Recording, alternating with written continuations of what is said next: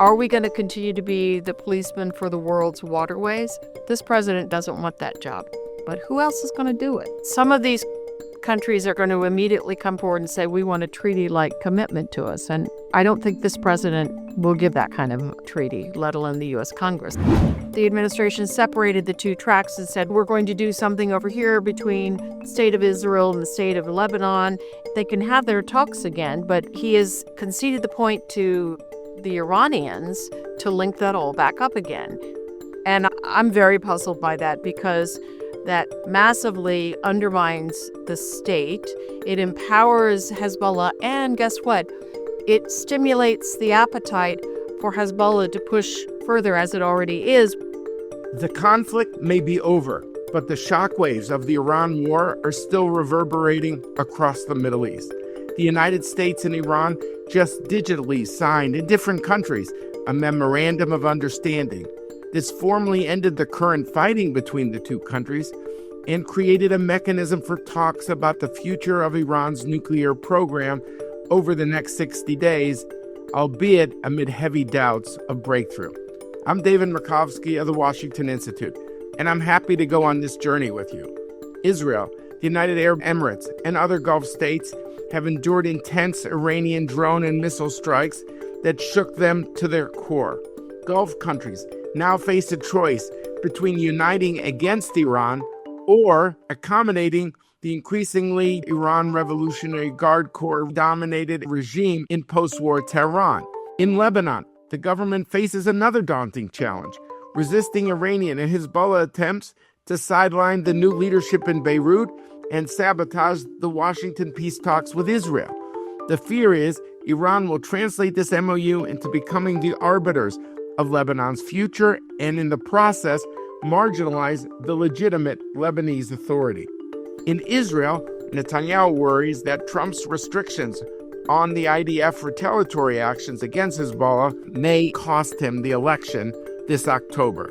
Leaders across the region have been left wondering if they could rely on the U.S. for security to understand how the region is making sense of a post-MOU reality and how national and regional interests are playing off against each other. I'm joined by two U.S. Mideast experts. Kirsten Fontenrose served in 2018 as the Senior Director for the Gulf at the White House's National Security Council and is now a non-resident Senior Fellow at the Atlantic Council. Ambassador Barbara Leaf served from 2022 to 2025 as the Assistant Secretary of State for Near Eastern Affairs. She was also the U.S. Ambassador to the UAE from 2014 to 2018. She's now a Senior International Policy Advisor at the law firm Arnold & Porter. It's a delight to welcome both of you, Ambassador Barbara Leaf, Kirsten Fontenrose, on Decision Points. Thank you very much for joining us today. Thanks for having us. Yeah, it's an honor. There's so much to discuss. And Barbara, I'll start with you. How will this new ceasefire be seen by other countries in the Middle East? I look at it in the following way, and I think it's the way the rest of the region is looking at it. What do we know? We know that there's going to be a 60-day opening of some kind of the Strait of Hormuz. The U.S. Navy will fall back. Then nuclear negotiations will begin. There is so much chaff in the air right now that is both misinformation and disinformation. But I have to think that there is a generalized sense of relief that this war, which people really didn't understand from the outset why it began, that it's over, or at least it appears to be over.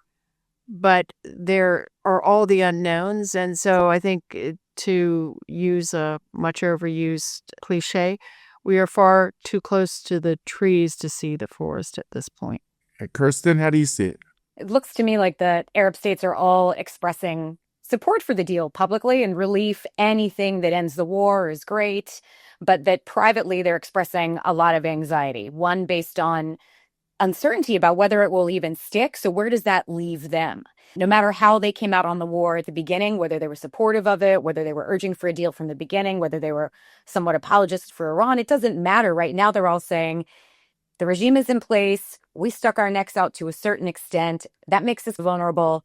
If this sticks and we can get to a deal that is good for us, great. If not, we're really still in the crosshairs of Iran, and they're nervous because they're hearing rumors. They're a little bit concerned that the draft they've seen that's come from Iran, of course, that they know won't be exactly the final version, but it doesn't look to address anything like the missiles or proxies or drones that are really the thorn in their side. And they're thinking they're going to have to do that themselves. So there's a lot of chatter amongst them about whether they should be talking about a second track of regional talks and whether or not that should cover those issues or try to come up with some sort of all-encompassing security, non-aggression pact. And you'll hear all these words being thrown around right now in the region as they try to figure out how they secure their own interests, with the U.S. really not revealing what they're up to protect America's interests. Do you think that these Arab states that are nervous, do they go back to some of the hedging that we've seen since the Aramco strike in 2019, saying we're not sure the U.S. can really deliver for us when it comes to Iran, so we got to play both sides here? They're not saying they'll hedge, but some of them will have to, just because of geography to a certain extent. There are rumors that the UAE may already have, but for many of them, they're saying, look, we've doubled down on our security relationship with the US. So we can only hedge so much. And they're all being really upfront with Iran about the fact that they think that the GCC and Jordan, other Arab states taking the brunt of these attacks versus Israel, which took 20%, is something that Iran needs to be accountable for before they're going to talk about any sort of bilateral agreements. I think we can expect Iran to try to reach them one by one. That's been their traditional approach, try to get agreements with each of these governments independently. But my guess is what you'll wind up seeing is a GCC plus wide approach to try to keep Iran in the box and to keep Israel in a box, because they'll think they'll have more strength of voice as a bloc like that. So their way of hedging won't be to make backdoor deals with Iran necessarily, but it will be to try to come up with some sort of security arrangement that means that there's either sovereignty for territorial rights or there's a pact of no first strike, something like that they think will lock down their own security, even if the U.S. isn't going to stay in the region. That's an agreement with who and who, as you see it? The way I'm watching it unfold, and I think would probably be likely, it would be most of the GCC, maybe plus Egypt or Jordan.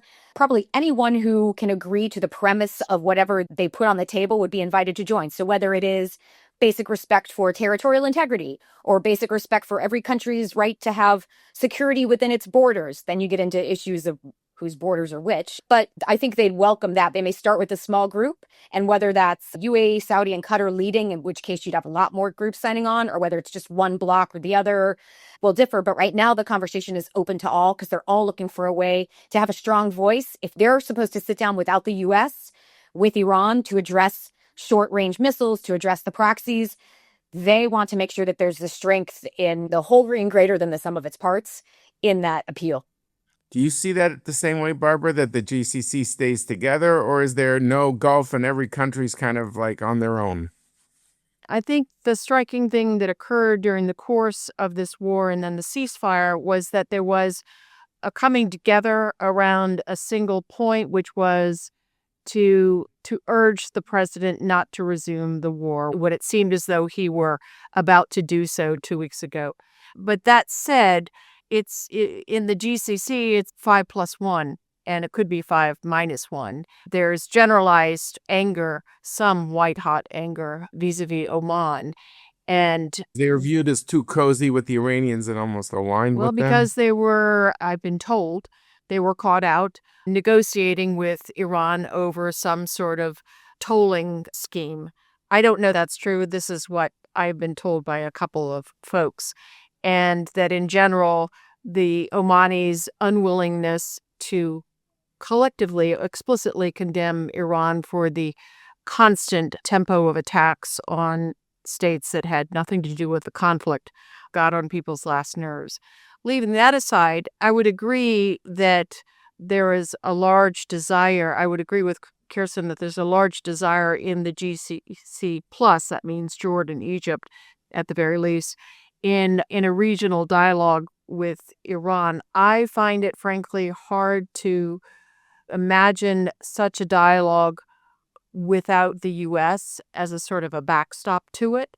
I don't think there would be confidence felt across the countries that they had the kind of heft or shall we say, the implied threat of the U.S., even if there's a spectrum of disappointment and anxiety among all of these states as to what the nature of the U.S., I'm not even sure I want to use the word commitment, but stick-to-itness is for the rest of this president's term. I've been told that they want very much to have a parallel track of a regional dialogue, but I have to think it would be in some way implicitly or explicitly connected to the nuclear negotiations. Iran, however, seems to be, at least in the first blush, quite confident that it has really gained a kind of advantage in the way this war has come to a conclusion.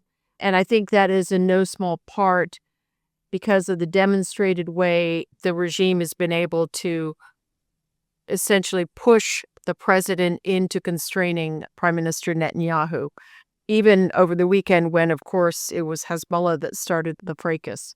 So I think there's going to be more testing of that proposition. And I just think in the first instance, the hubris, a sense of having survived and thinking it will thrive on the other side of this conflict, the regime is going to be very tough to deal with on anything on the nuclear set of issues, of course, but it may just completely deflect and push away any discussion beyond that. And I've been told that the agenda for the coming negotiations absolutely does not include the proxies and missiles.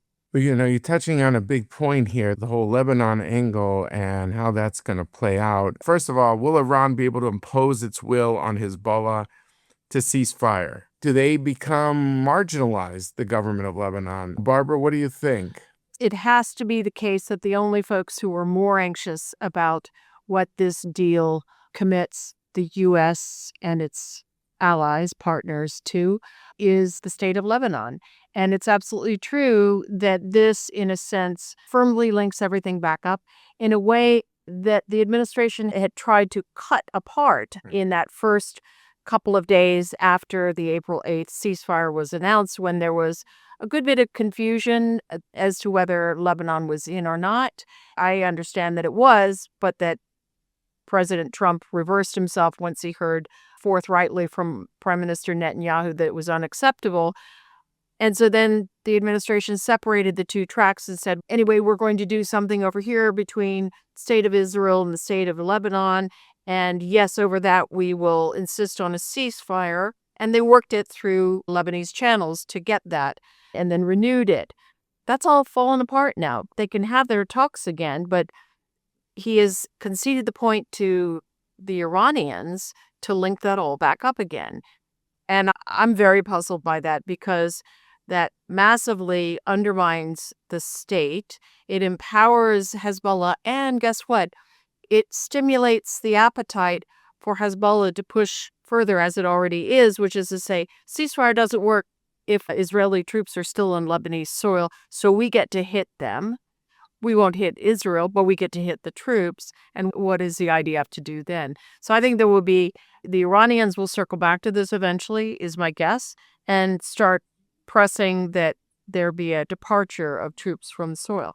So whatever you think about the Lebanon venture by Prime Minister Netanyahu, this is a very troubling undermining of the state of Lebanon by letting the Iranians link this all back up together. It would have been a far better thing for the president to insist privately and in no uncertain terms with Prime Minister Netanyahu. I'm setting the course. I am not going to have you smash into it. I will keep these two separate, but you have to keep these two issues separate. Instead, it's all been out in public. Kirsten, what do you think? We know that at least one Gulf state, probably more, tried to talk President Trump out of allowing the Lebanon issue to be linked to the MOU the U.S. is signing with Iran. And the U.S. chose differently. And that we've seen how important this is and why they were suggesting that not be done, because we've listened to the Iranian foreign minister and most of the public statements he's made, including those to foreign ambassadors, really stressing this, how important it is and how it's the U.S.'s job to hold Israel accountable. The pessimist in me says Iran is intentionally doing the linkage, not because they give a darn about Lebanon, but because they know this will fail. They're trying to drive that wedge between the U.S. and Israel here, but between Trump and Netanyahu, and they're hoping for a violation that then gives them an excuse so that the ceasefire just buys them some time to rearm, ramp up, do some more intel on targets, that kind of thing. But they're expecting this to fail. And we've already seen reports of whether the Israelis are saying they will stick to any sort of ceasefire or not. They haven't seen the actual deal any more than anybody else has, unfortunately. They officially requested to and were denied. So they're kind of making guesses as well. So they can't even decide on whether they're going to act unilaterally or respect what's in the document either. But then you've also had a statement by President Trump saying that any strikes that Lebanon might do against Hezbollah that were drawn out because of action by Hezbollah should not interfere with the U.S.-Iran MOU, almost with this expectation that even if it's in the language, any sort of violations of it shouldn't get in the way of what the U.S. and Iran are trying to drive at in the next 30 days. When you ask the Gulf about it, what's interesting is that they have an interesting equivalency where they almost see what they expect to be U.S. control over Israel, a U.S. ability to control Israel's decision-making. They equate that with what they see as Iran's ability to control the decision-making of Hezbollah, even though you're talking about a non-nation state actor that relies entirely on that kind of support versus a sovereign nation with a votership it has to be accountable to. So that explains a little bit why the Gulf is pressing the U.S. to press Israel to stick to the ceasefire. The other reason they insist on it is they say, look, we have a government in Lebanon we couldn't have dreamed of previously. We've got to give them a shot. And that won't take a big risk agreeing to meet with the Israelis. And that if he comes back without a ceasefire, if this falls through, then he looks weak. And you've got this Shia population in Lebanon that doesn't necessarily support Hezbollah, but doesn't have anyone to turn to. And they say, if you give Aoun a win, where he comes back and says, look, it bore fruit that I met directly, we have the ceasefire, then you can give him a little bit of a tool to start to draw some of the support of that unaligned Shia population that certainly does not love Israel, but also resents Hezbollah's drawing fire to their community. Okay, that's But interesting. that would also depend on President Trump, again, publicly asserting to Tehran that it must hold Hezbollah back, that a ceasefire is a ceasefire, and that it covers fire between the parties, wherever it takes part. And I think that's the kind of loophole that the Iranians will exploit otherwise, which is these troops are occupation, so they're fair target, and then you get into that cycle again. Now, the question is back to the region. Do the Gulf states come away from this saying, hey, the U.S. gave it a strong shot, couldn't do a knockout blow, we're going to see the U.S. in a little different way? Or do you say, look, all these states are so joined at the hip with the United States that it's not going to fundamentally change U.S. Gulf relations? Barbara, what do you think? First of all, none of them want to be in the position of having their strategic choices compelled by the attacks of an adversary who is looking to create just such a rift, and arguably was trying to, even as it was targeting, was doing its best to exploit certain pre-existing strains within the Gulf family. So sparing Saudi Arabia, seemingly, but really just sending withering waves of drones and ballistic missiles towards Abu Dhabi. I think you may not get the sort of verbiage that from all of them that you hear from the Emiratis, doubling down and so forth. Although the Saudis have as much as said so, doubling down on the relationship with the United States, because they do look at it as larger than the defense relationship. I think the really tricky part for both the U.S. administration and for these governments is how to do a careful assessment of what post-conflict security in a very technologically different battle space looks like, what the defense structures and presence should look like to reflect that. These countries over time had a thickening of physical presence of troops, base-like facilities, all sorts of defense kit, and offered themselves as such to be the platforms from which the U.S. could range far and wide across different theaters and for different fights. Sometimes fights that they were not involved in, but that they, as a matter of course, offered to be or were that platform. So I'm thinking Afghanistan and then Iraq and then the fight against ISIS and so forth. But the dramatic changes in the 21st century battle space requires, and this is something that the Department of Defense has been wrestling with over the course of some years, but this abruptly showed us just what it's going to require, which is a real rethinking of that physical presence.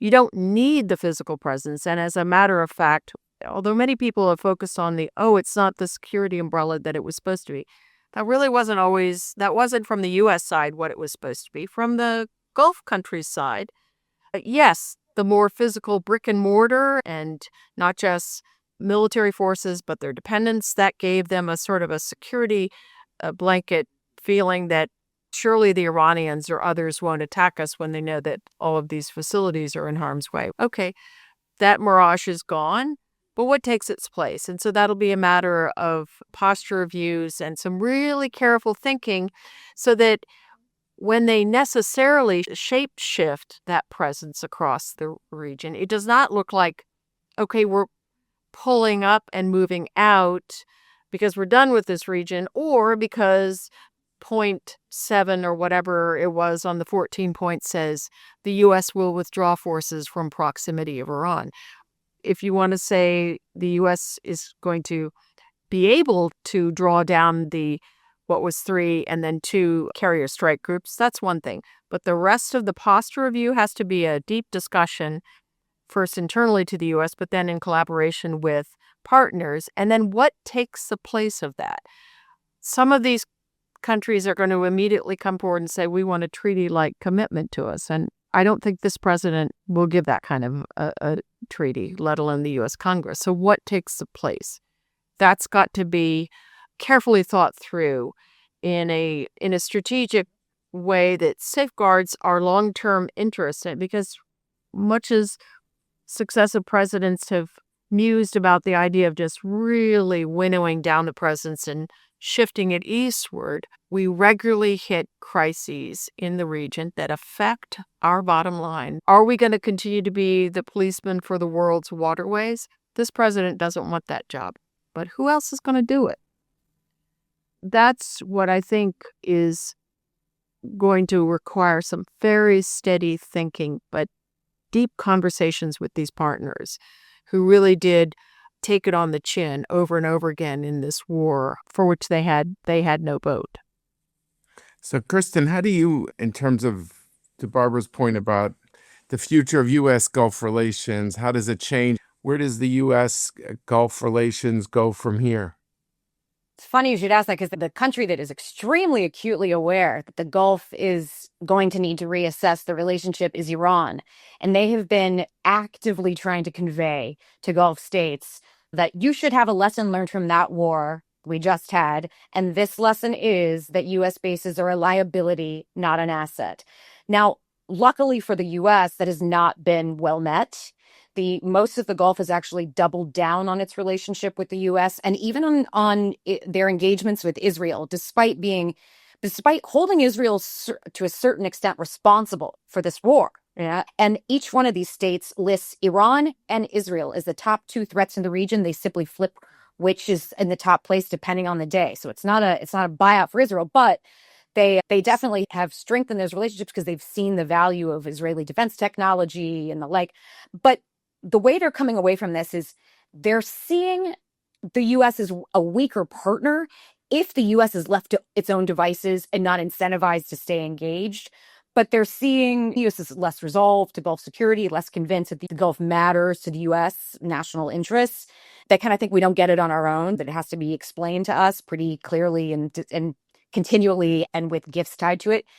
But they've reconfirmed the respect for the U.S. military, despite what might be said about we've had downed aircraft or we've been the victims of drones. They've seen this tech really up close now in battle, and they've seen our troops operating with them on the ground in defense of their own territory. On the air defense side, we even had our own guys in some of these countries loading interceptors into the air defenses that they owned because their troops don't know how to do it. They've been trained, but didn't didn't remember. So they really do value having the U.S. on the ground with them, lockstep with them, training with them. The interoperability is important. And they've also, like I said, really grown to respect Israeli air defense technology and offensive technology because, again, they've seen it in play. And they're saying they've got acute anxiety also about delivery timelines on getting these articles, whether they're from us or if you're the UAE or other partner, Bahrain, if you're relying on Israel. They're looking other places because, yeah, we might prefer the US and we're doubling down on some of this relationship, but we still know we're falling behind NATO and behind US stockpile replenishment domestically, and we're left out in the cold by that. So we're seeing things like Qatar is talking to the US, hinting around it. We'd even like to see more of a military presence here. It's already our largest military base in the Middle East, but Qatar's saying we might be interested in helping to fund an expansion of your presence. This is counter to what you would expect folks who would just watch Qatar be a mediator to Iran and conciliatory toward Iran in some ways. No, Qatar has been very clear they're doubling down on the U.S. relationship and that Iran is a threat, as not the only threat, but a threat, and that they need help with it. They are not prepared, like any of these Gulf states, even those that own inventories of advanced weaponry from us, Russia, China, Israel, you name it, South Korea, France, the list goes on. They do not feel like they are either willing or capable yet of defending themselves. And so they look around and go, we may love China on a lot of levels, but a security guarantor is not one of them, much less any of our other partners. Russia is not going to be in any position to help anybody. And so it's either the U.S. or no one. And while we talk amongst ourselves about how we can create a potential security architecture where we all work together, we don't have a near or midterm plan that doesn't include the U.S. So what they're saying to us is, look, if the truth is that you guys aren't going to stay engaged, if the truth is that we're just not of value to you anymore, we can take tough love. We don't agree with that assessment if that's your assessment, but if that is America, just tell us, because we need to know so we can deal with it and we can calibrate our own foreign policies and our own acquisition plans according to it. So actually, this raises to me this whole question about how is the region fragmenting, or is the region going to come together in light of what it just went through in terms of Iran? And I heard this from an Arab official, not an Israeli, who said, we're going to see two different teams. We're going to see a team of Israel, the UAE, India, Abraham Accord countries like Morocco and Bahrain, maybe with Greece and Saudi, Pakistan, Qatar, and maybe even Egypt on the other side. And I just don't know how two factors play into this. The Saudi-Emirati rift, how much of that is a driving force in these kind of theories, and how much of the fact that the Emiratis were in the foxholes with Iron Dome and during this thing, or we're in the middle of a storm. It's hard to see beyond it at this point.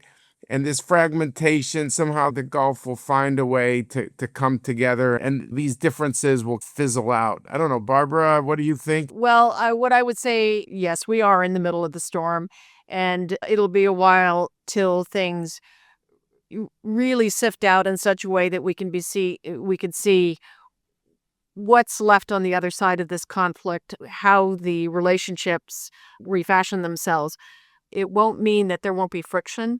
I've never really bought the idea that there were blocs emerging, and I've been told in no uncertain terms by both senior Saudis and senior Emiratis that it's malarkey, even though you can find people in their systems who believe that's beginning to happen, because that's been the speculation in the air in the region. Egypt needs both those countries. Egypt is not going to align itself away from the UAE. It needs it for financial reasons, for stability reasons, for a host of reasons that go very directly to Egyptian national security. Turkey has come a long way in developing sound relations with Abu Dhabi in a way that I would not have been able to imagine a few years ago. And they put great store in the relations with Riyadh as well. So I don't see that devolution. Kirsten, what do you think? How much does the Saudi-Emirati rift here contribute to a sense of fragmentation within the region? I do think that Iran sees it as a potential opportunity, but I think that's the one place that least matters, to be honest. I have heard from Saudi officials that this rift between the two of them is real and enduring, but greatly exaggerated by the media. And then we've heard from some Emirati officials saying things essentially that band you knew as the GCC is not getting back together. I would say, if the Gulf were sitting in front of me, that the one time we've seen them be extremely impactful as a bloc is when Saudi, Qatar, and the UAE came to President Trump in mid-May and asked him to withhold renewed strikes. Isn't it fair to say these are the three countries he visited in May, I believe, of 2025? This president is often depicted as very transactional, and that the wealthiest states are the Saudis, the Emiratis, and the Qataris, and those are the three that are the most influential. I think the three of them together seem to be the Arab states that he seems to listen to the most, especially Yes. if they're coming together. Is that fair, Yes. And yes, Barbara? I absolutely agree with Kirsten's point, and that's what I've been thinking about, that they don't always do things in such synchronicity. And especially, let's be clear, the Emiratis like to play Lone Ranger a lot of the time, but they got on the same page. They made choreographed phone calls, pushing him in the same direction, and he listened. And yes, it's transactional in the sense that of the enormous economic commercial deal making that figured in 2025. But these are leaders that he's known for some time. They are essentially deal makers themselves, and they're very rigorously pragmatic when it comes down to it. And in this sense, they held sway. So this brings me to the final question. Basically, it's conventional wisdom that there's no Saudi normalization at this time with Israel until we'll see if there's a new government in Israel. There's going to have to be something on the Palestinian issue that the Saudis will feel comfortable with.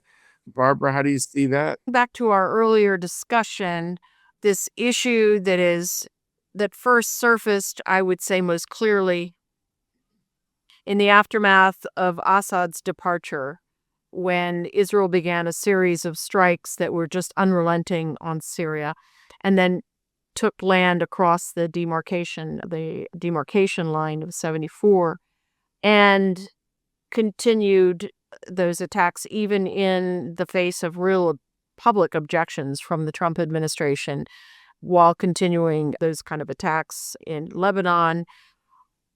And then, of course, let us not forget September of 2025 with the strikes on Doha to go after Hamas leaders.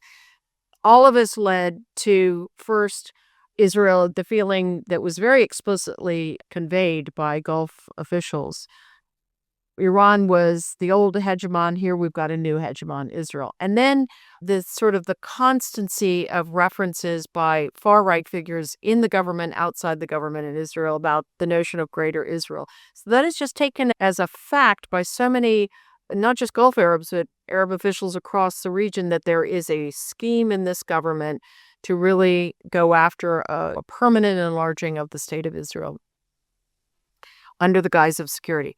So I think that, plus the last 3 years, this war, which rightly or wrongly is viewed as Benjamin Netanyahu's war that he got Trump to be part of, poisons any possibility of Netanyahu being the recipient of the co-godfather to normalization with Saudi Arabia, let alone other Arab states.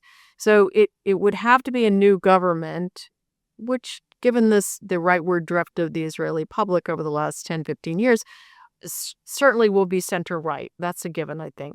But it represents, first of all, presumably a break with the doctrine that Netanyahu has adopted of preemption, not deterrence, and so on, and all that follows from that.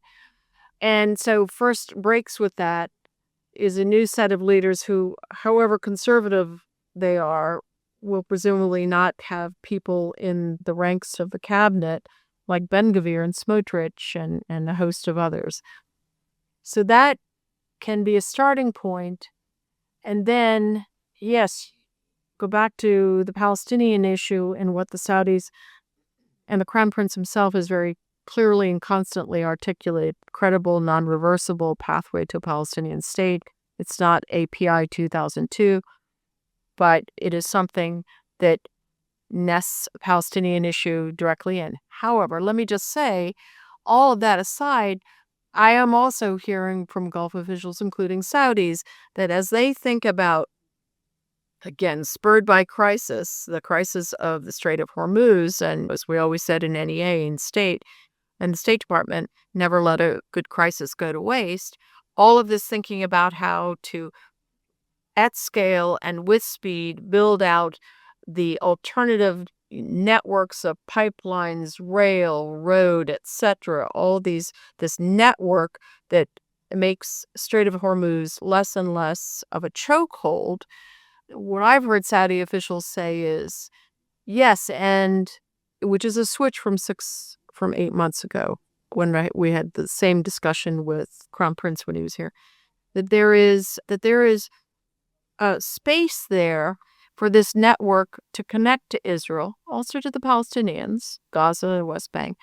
But even before there's formal normalization and so forth. So economic integration that everyone benefits from and that touches Israel is no longer, that can't happen until there's a normalization. I don't want to overblow that. I don't want to overestimate the degree of scratchiness that this still entails. And we'll believe it when we see it, where there's rail or other networks that transit Jordan, West Bank, go to Haifa, go to Gaza, etc. But that's at least the kind of talk that is, to my mind, very ruggedly pragmatic, but that doesn't erase the Palestinian requirement to be nested in normalization. And Kirsten, just to pick up on this and to hear your thoughts, I'm just wondering how you see regional integration and normalization in a post-war and post-election, I think, in Israel at least, environment. Yeah, I think post-election might be critical because points and examples are exactly right. But what we're hearing from the Gulf states right now is that part of the reason they were less able and less willing to take part in active conflict during this war was because they cannot be perceived by their streets as doing anything that collaborates with Israel because of the non-resolution of the Palestinian-Israeli conflict. And they insist that the continuation of that conflict emboldens Iran by giving it a platform to pretend to be championing, right? And that resolving it would make it easier for them to confront Iran, that they cannot possibly participate in any sort of these collaboration perceived activities that look like they advance Israeli interests without advancing Palestinian interests because it's simply too expensive domestically in terms of public opinion. So they say these integration projects you're talking about are absolutely on the wish list, but they will not agree to them until Israel takes some steps toward a path toward a Palestinian state. I want to thank you, Barbara, you, Kirsten, for really broadening the aperture here after this war with Iran. Thank you both for joining us today on Decision Points. Thanks for having us, David. Thank you again for tuning in to this episode of Decision Points. A big thank you to my guests, Ambassador Barbara Leaf and Kirsten Fontenrose, for joining me today. Be sure to rate and review us wherever you get your podcasts. It helps us to build our community. And also subscribe to the podcast so you don't miss any upcoming episodes. There's a lot to unpack. Until next time, I'm David Makovsky.